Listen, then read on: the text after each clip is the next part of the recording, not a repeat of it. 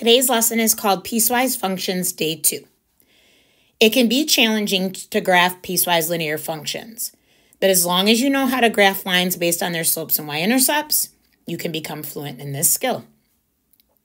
So we're going to graph piecewise today. We'll do one basic example and then one with a context. So in example 1, it says for the piecewise function below, do the following. They gave us f of x and they're two different pieces and they want us to graph it. So it talked about slopes and y-intercepts, and I'll write those down, but then we'll have a conversation about how it actually is probably going to be easier to use our graphing calculator and to use tables. So we'll look at each piece separately. The first piece was f of x equals 2/3 x plus 2. We could identify the slope as 2/3, which means we're going to go up and right, and the y-intercept as 2. However, when I look at where I'm supposed to graph this from, it says x is less than or equal to 3. So in this case, I really could go find the y-intercept, which is 0, 2, right? And plot it. And I could go up 2 to the right 3. And I would be at 3, 4, which is okay because I'm allowed to graph this first section with an x value of 3. But I only am allowed to graph it for x values of 3 and less. So I don't want to go up 2 into the right 3 anymore. So I would stop there. And if I'm not going up to right 3, I can go down 2 and left 3. And this portion I actually can graph using the slope and the y-intercept. It's going to continue on because I'm supposed to do this for x is less than or equal to 3. So I would connect and draw my arrow on the end. However, you can also use your graphing calculator at any point to get a table of values. And then we'll type in 2/3 x. You can use your fraction template instead of doing it the way I just did it. And then plus 2. And then we can graph it. And we can also look at the table. And we just want to make sure we pick values of 3 and less. So you can see there in the table what kind of values I'm getting. I would just write down the nice ones that are easy to graph. So I can write down the 3, 4, I can write down the 0, 2, and I can write down the -3, 0. So we'd make a quick table, x and f of x. And like I said, we can write down the 3, 4, we can write down the 0, 2, and we can write down the -3, 0. And we could just use our table to get those values. Now this really shows up in the next portion. So we're going to do f of x equals -2x plus 10. My slope is -2 over 1. So I'm going down and right. And my b value is 10, which means I'd have to start at 0, 10. So I could start at 0, 10. It does fit on the graph, but I'm not allowed to graph this function until I get to 3 and up.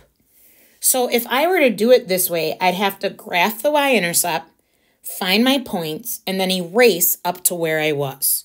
So don't do this, but you can see what I'm going to do now.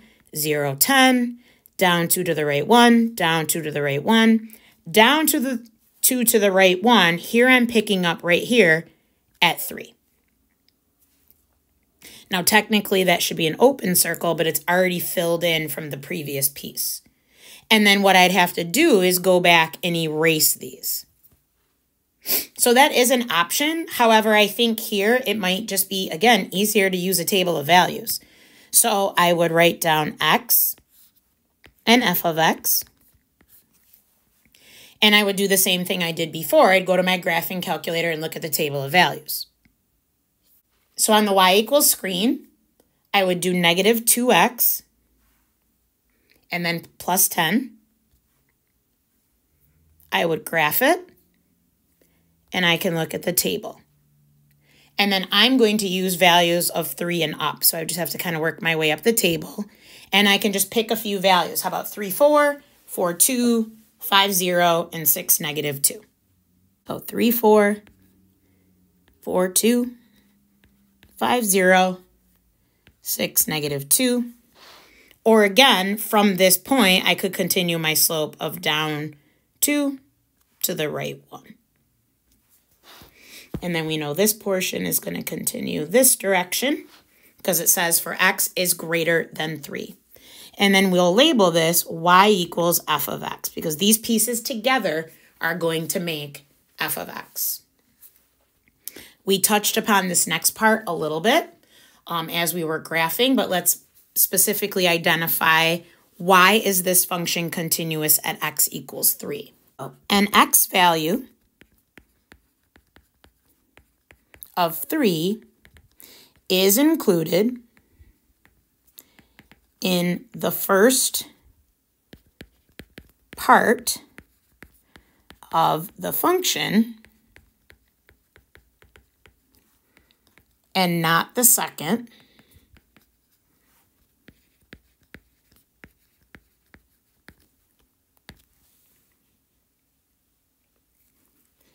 So this creates an overall closed circle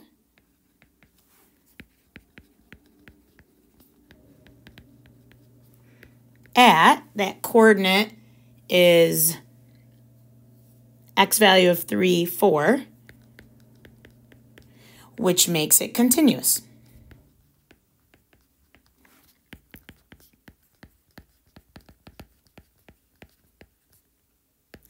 So even though it was two separate pieces, because those pieces ended up attaching and the 3 counted in at least one of them, that circle ends up filled in and closed, which means our overall function is continuous at that x value.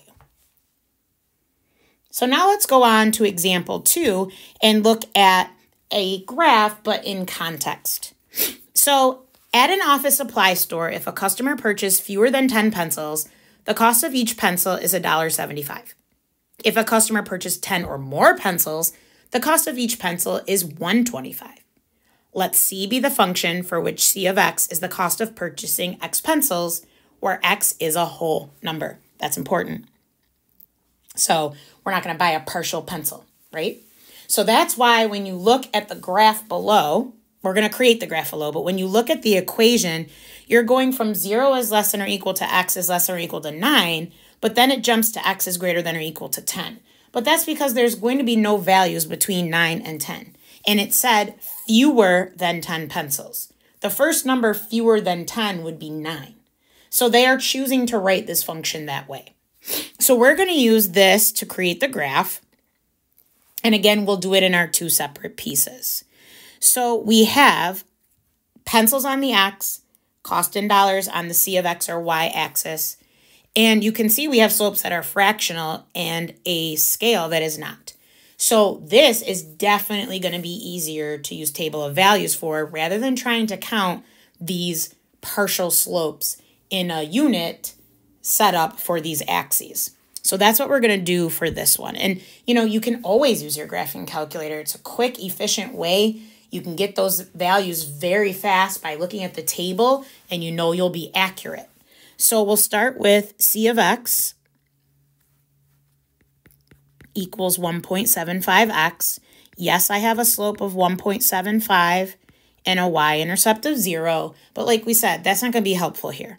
So we are going to make a table of values, x and C of x, and we need this first table to go all the way from 0 to 9.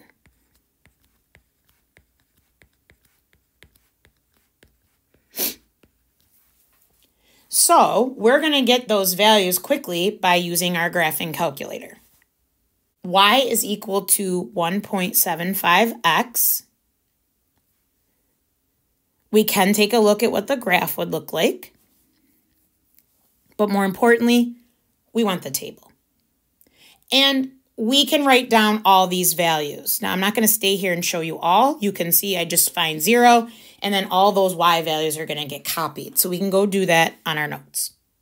So we have 0, 1.75, 3.5, 5.25, 7, 8.75, 10.5, 12.25, 14, and 15.75. Now, once again, I don't have to plot all these. If I plot some of the ones that are nicer to plot, I'll automatically hit the other ones when I connect my points.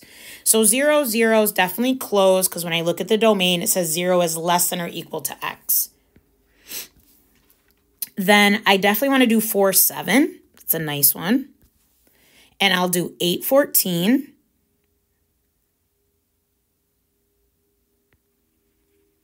And then because 9 is kind of the cutoff and I need to know where that ends, I will do the 9, 15.75 to the best of my ability here. That's 3/4 of the way. And you can see it's kind of falling where it'll fall in line with my other values. And then I can take this and connect it to make the first piece of my graph. Now we'll go to the second piece. C of x is equal to 1.25x. Yes, my slope is 1.25 and my y-intercept is 0, but once again, that's not really helpful here in this situation. So we're going to jump right to the table. X and C of x. And then we'll go to the graphing calculator and take a look to see what our values would be. I know, though, x is greater than or equal to 10. I have to start with 10. So in the y equals, we'll do 1.25x. We'll look at the graph, and then we can also, more importantly, look at the table, but we want to start looking at the table at an x value of 10 and up. And once again, you don't have to write all of these. Pick some of the nice ones. Of course, write the critical point, 10 and 12.5. And then pick a couple nice ones after that that will be easy for us to graph. Our graph only goes up to 16, so we'll pick 12, 15, and 16, 20. So we've got 10 and 12.5.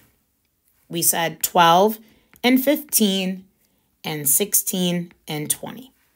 And it said x is greater than or equal to 10, so 10, 12.25 counts. So go up to 10, find 12.5, sorry, so that's 12.5, right there, closed. And then we'll do 12, 15, and we'll do 16, 20. And that's x is greater than or equal to 10. So 10 and on forever in that direction means that we'll connect, but show an arrow that it can continue to grow from there. And then we'll label this y equals c of x. So now that we have our graph, this is a real life context problem, so we are going to answer a follow-up application question. It says a customer brings 8 pencils to the cashier. So we know first we've got an x value of 8. And then the cashier suggests that the total cost to purchase 10 pencils would be less expensive. So they think we should do x equals 10 because the question is it less expensive? So they suggest 10 pencils would be less expensive. We have to state whether the cashier is correct or incorrect and justify our answer. So let's go take a look here. X equals 8. I can look at the table and see that was $14. I can also go to the graph and see that point on the graph as well. So x equals 8 is coming from 8, 14, and we know x equals 8 is the number of pencils. The c of x value or the y value is 14. So that means we're talking $14 to buy 8 pencils. For the x equals 10, we're going to look and find that 10 goes with, in the table, 12.5. Again, we can also see that on the graph. And that means that here, the pencils are costing $12.50. So was the cashier correct or incorrect when she suggested 10 would be less expensive? She was definitely correct. So we'll answer that underneath. The cashier is correct. because 8 pencils cost $14 and 10 pencils cost $12.50, which is less expensive. So now you can see that you can graph these piecewise functions, and sometimes they'll just be straightforward functions, but other times they'll be in context, so these graphs will mean something and you'll be asked to answer follow-up questions that have to do with the situation. And that completes your lesson on piecewise functions, day 2.